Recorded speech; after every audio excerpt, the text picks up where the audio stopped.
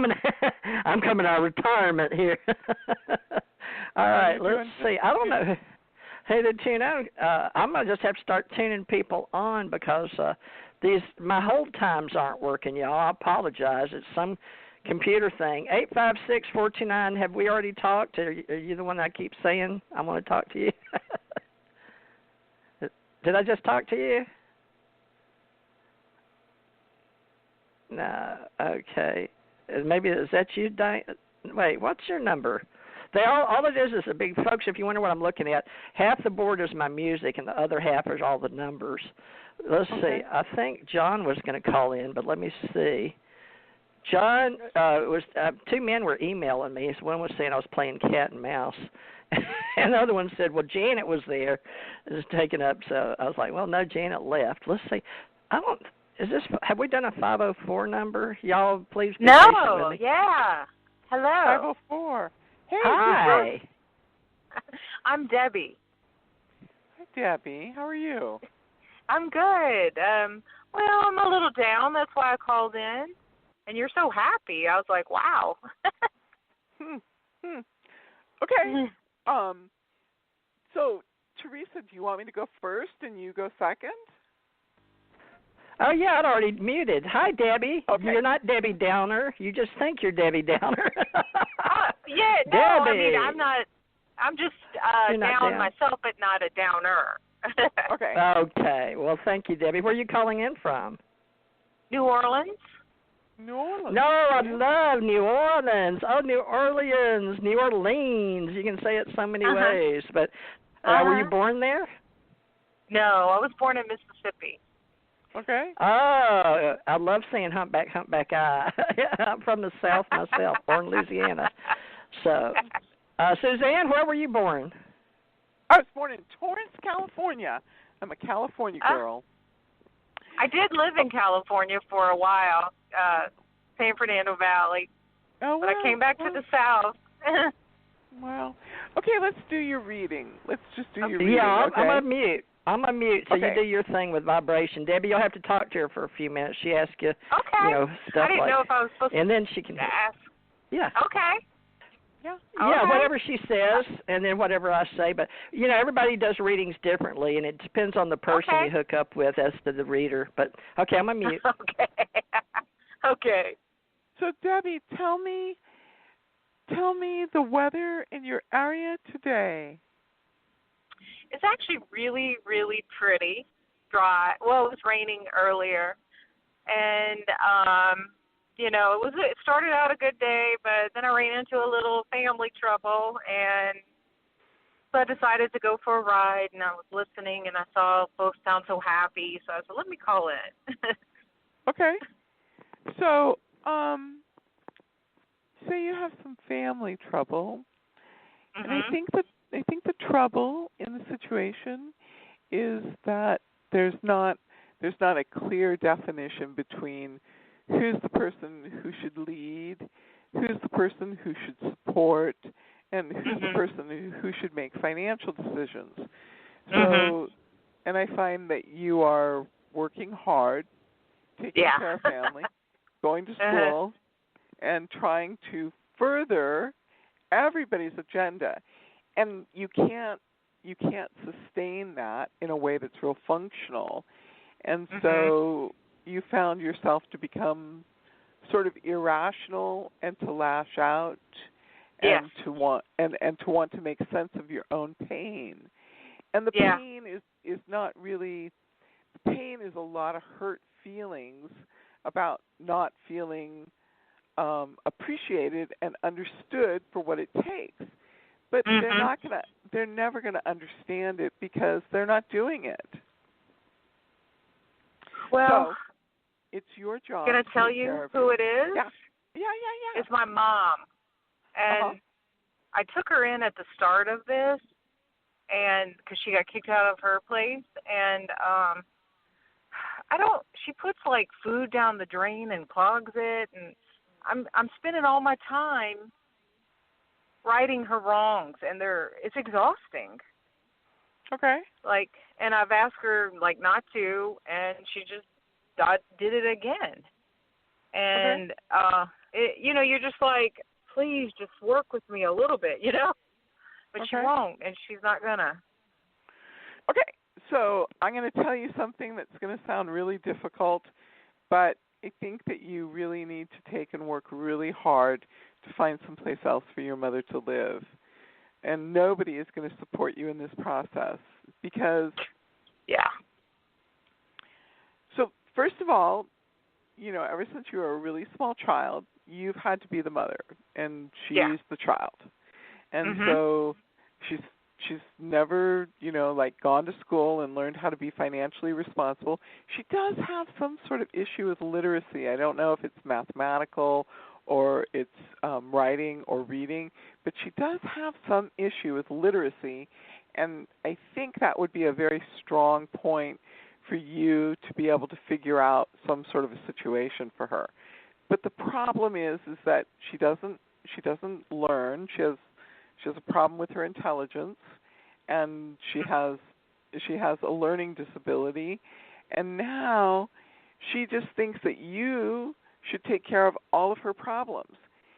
And and generally speaking, I mean, I think that you would help her financially, or you would help her emotionally, or you would help her with a support issue, but she wants you to provide her with entertainment and housing and money and freedom, and as soon as it doesn't go her way, she kind of has this temper tantrum, and she says, I don't ever get what I want. So I think there's I truly think that there's too many problems for you to address, and I think paid strangers would do a better job at addressing these problems for her. Okay. I don't think there's anything wrong with you helping your mom. I don't think there's anything wrong with you encouraging your mom. I don't think there's anything wrong with you creating a support system for her. But I think long term, unless we address these issues, these long-standing issues, you're going to spend all of your time and all of your money and all of your energy in trying to address this. And truthfully, I just don't think you have all of the skills that are necessary to solve this problem. I gotcha. I agree. How old is your mom? 75. Wow. So, have you gone back to school for training, re-education type of thing? Because there's this whole thing about education I keep picking up education. Do you work as an educator? I am taking just little classes, one on crystal healing and one on tuning forks. I've been doing that since the pandemic because, I got laid off. And they were like $10 a course. And, just trying to add to my repertoire of modalities that, not that I've just done it by like donation and friends, but I always think I might try to do something, which is funny because I'm exhausted, but that's what, I don't know if that's a smart move, being more, I don't know.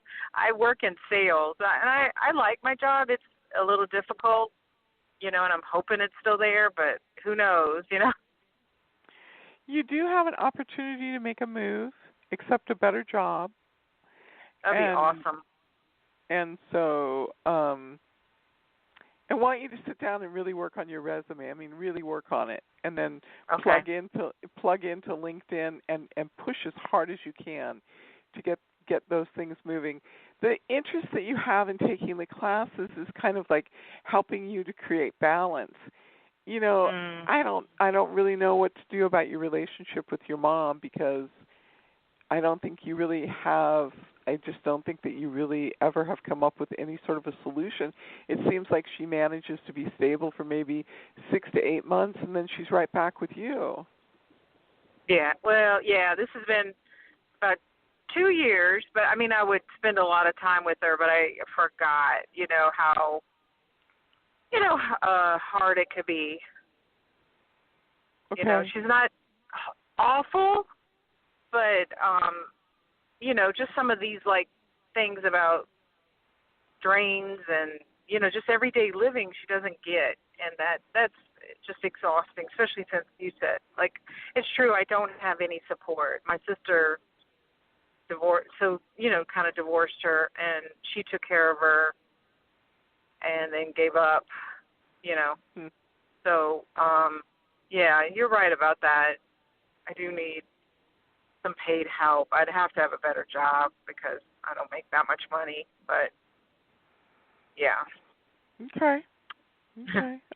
You have my prayers to go with you, but you really need to put yourself in a different situation, because I think the thing that I'm concerned about now is that you haven't done some of the things to take care of yourself, to better your life, in order to take care of yourself in the future, because that's how you're going to be able to take care of your mom. But right now is a perfect time to get out there and look for some resources. It really is a good time. Okay. So I will. Hey, Theresa. Oh, you're welcome. You're very welcome. I'm here. Okay, Miss Lady.